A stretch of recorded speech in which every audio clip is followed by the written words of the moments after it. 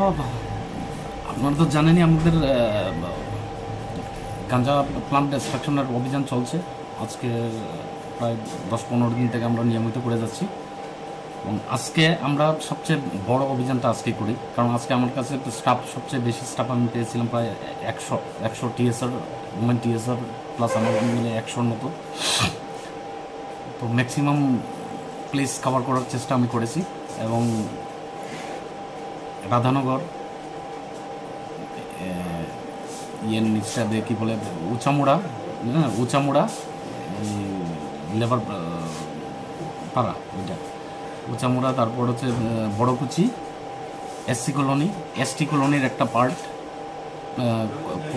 কোনাবন, কোনাবন, তারপর এইদিকে কলাবাগানের নিচটা, এবং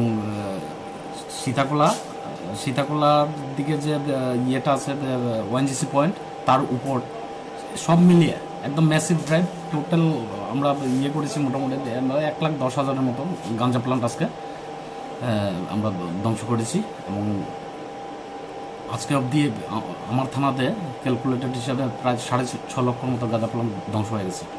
এবং আমাদের মধ্যে একটা আলটিমেটাম আমাদের কাছে আছে যে 2000 মানে 31 তারিখ, এই মাসের 31 তারিখ পর্যন্ত আমাদের মধুপুর থানা এলাকাতে কোনো গাঁজা থাকবে না, কোনো বাগান থাকবে না। কারোর বিরুদ্ধে মামলা হয়েছে? এগুলো তো সবগুলো আনআইডেন্টিফাইড ল্যান্ড, গভর্নমেন্ট ল্যান্ডের মধ্যে জঙ্গলের ভেতরে করে, কাউকে তো পাওয়া যায় না।